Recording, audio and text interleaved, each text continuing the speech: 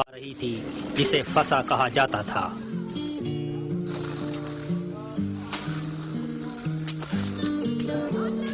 और यीशु ने शमून, पतरस और यूहन्ना को फसा तैयार करने के लिए पहले भेजा।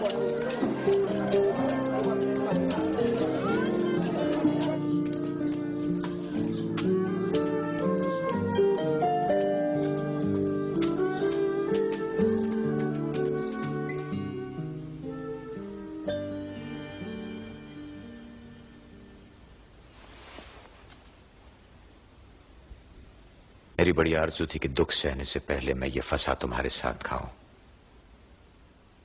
मैं तुम्हें बताता हूं, मैं इसे तुम्हारे साथ कभी नहीं खाऊंगा जब तक वो खुदा की बादशाही में पूरा ना हो।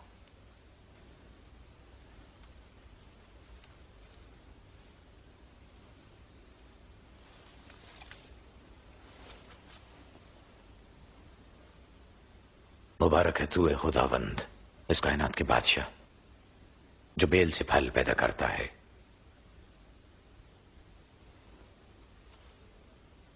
इसे लो और आपस में बांट लो।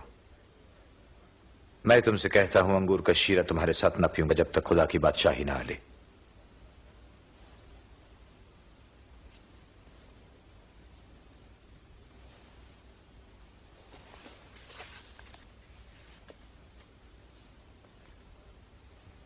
मुबारक है तू, ए खुदावंद, कायनात के बादशाह, जो जमीन से रोटी पैदा करता है।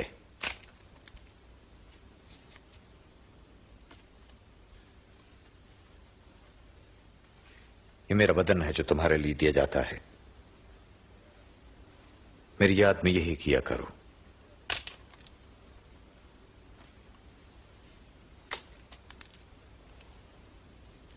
ये प्याला मेरे खून में नया अहद है जो तुम्हारे लिए बहाया जाता है।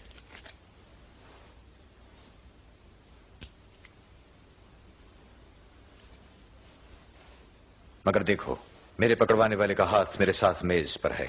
बेशक इब्ने आदम तो जैसा खुदा ने ठहराया है मरेगा, मगर अफसोस उस पर जिसके वसीले से पकड़वाया जाए। ये नहीं हो सकता, ये नहीं हो सकता, नामुमकिन। गद्दार का नाम बताएं खुदावंद।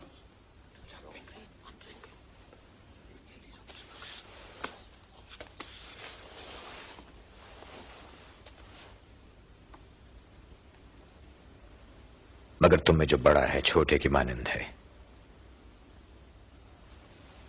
और सरदार खिदमतगुजार की मानंद है। बड़ा कौन है, जो खाना खाने बैठा या खिदमत करने वाला? बेशक वो जो खाना खाने बैठा, लेकिन मैं तुम्हारे दरमियान खिदमत करने वाले की मानंद हूं। मगर तुम मेरी सारी मुसीबतों में बराबर मेरे साथ रहे हो, और जैसे मेरे बाप ने अदालत का काम मुझे सौंपा है, मैं भी तुम्हें देता हूं। तुम मेरी बादशाही में खाओ और पियोगे। तुम तख्त पर बैठकर इसराइल के 12 कबीलों का इंसाफ करोगे। फिर तो कोई गद्दार ना हुआ। शमून शमून, देखो, शैतान ने चाहा कि तुम सबको आजमाए ताकि अच्छे और बुरे को अलग करे, जैसा कि किसान गेहूं को भूसे से जुदा करता है। मगर मैंने तुम्हारे लिए दुआ की शमून कि तुम्हारा ईमान न जाता रहे, और जब तुम मेरी तरफ लौटो तो अपने भाइयों को मजबूत करना। खुदावंद, मैं आपके साथ कैद होने को भी तैयार हूं, बल्कि मरने को भी। तुझे बताऊं पतरस, आज मुल्क के बांग देने से पहले तू 3 बार इनकार करेगा कि तू मुझे जानता है।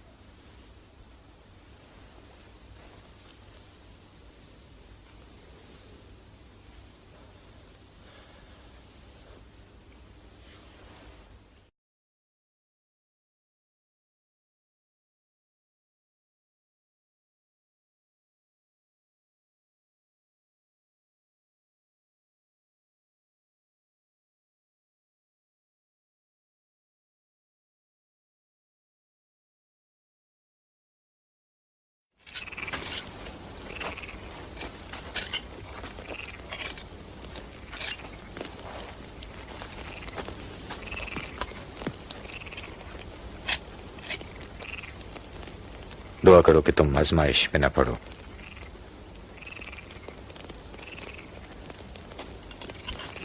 यहूदा ने यीशु को चांदी के सिर्फ 30 सिक्कों के एवज पकड़वा दिया।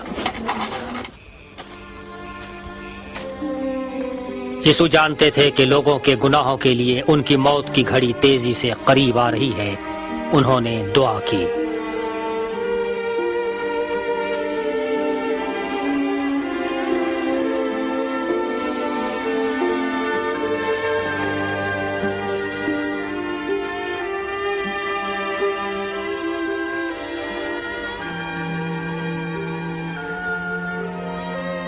हाय बाप, अगर तेरी मर्जी हो तो ये प्याला मुझसे टल जाए, मगर मेरी मर्जी नहीं, बल्कि तेरी मर्जी पूरी हो।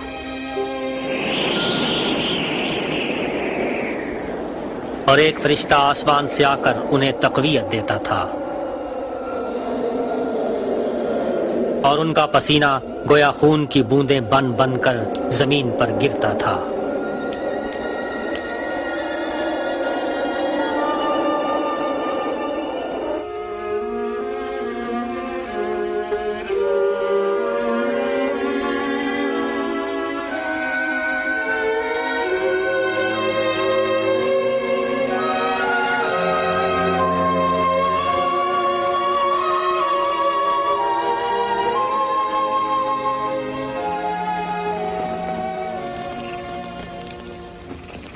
तुम क्यों सो रहे हो? जागो, दुआ करो ताकि तुम आजमाइश में न पड़ो।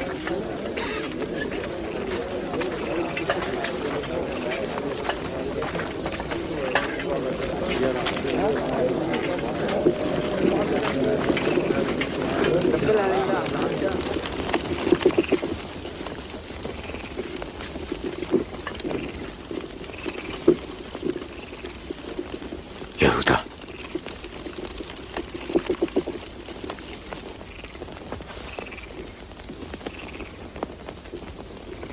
क्या तू बोसा लेकर अपने आदम को पकड़वाता है?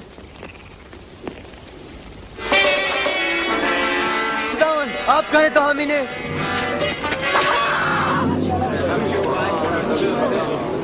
चलो इसे गिरफ्तार करो। बस करो, बहुत हो चुका।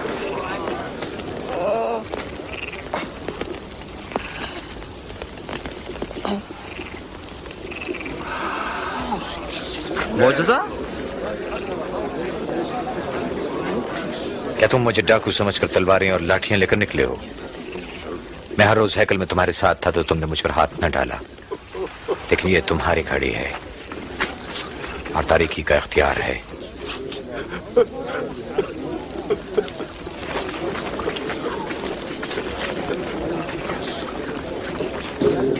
इसे गिरफ्तार करो।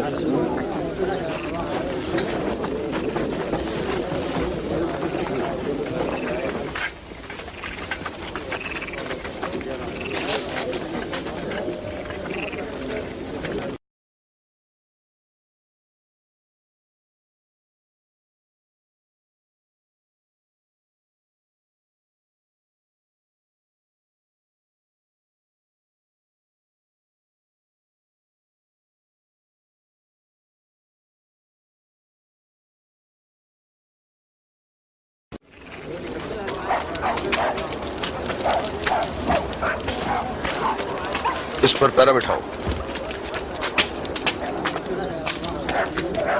सिपाही उन्हें सहन में ले गए और यहूदियों का बादशाह कहकर उनका तमस्कुर उड़ाने लगे।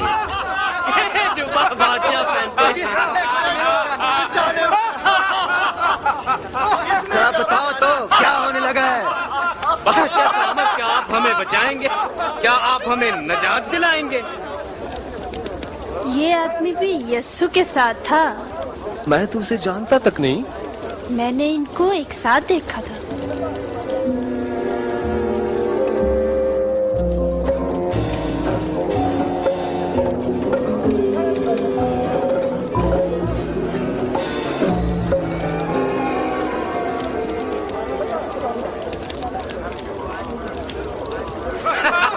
आपके हकीर खादिम भी। बताओ तो अब कैसा लगता है? तुम भी उन्हीं में से हो? नहीं, मैं तो नहीं।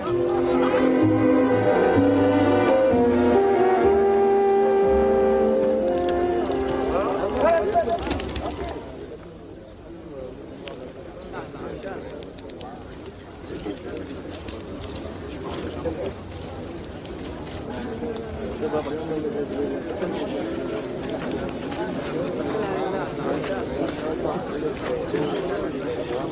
आदमी भी यीशु के साथ था, फिर ये भी तो गलीली है। ओ रहने दो यार। पता नहीं तुम क्या कह रहे हो।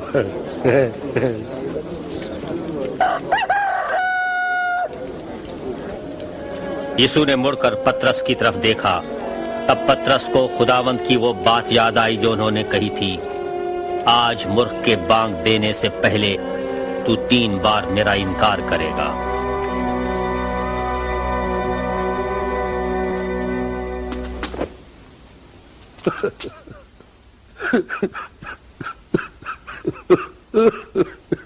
खुदावंद, हम मिन्नत करते हैं कि अपनी अजीम कुदरत के मुताबिक हमसे सलूक कर। तूने हमारे बाप दादा को इस वक्त माफ किया जब वो तेरे कलाम के बागी हुए। अगर तू उनसे खफा था, फिर भी तूने इन्हें बर्बाद न किया, क्योंकि तूने अपनी इस मोहब्बत, अहद और वफादारी की बदौलत जो तुझे उनसे थी, इन्हें बख्श दिया।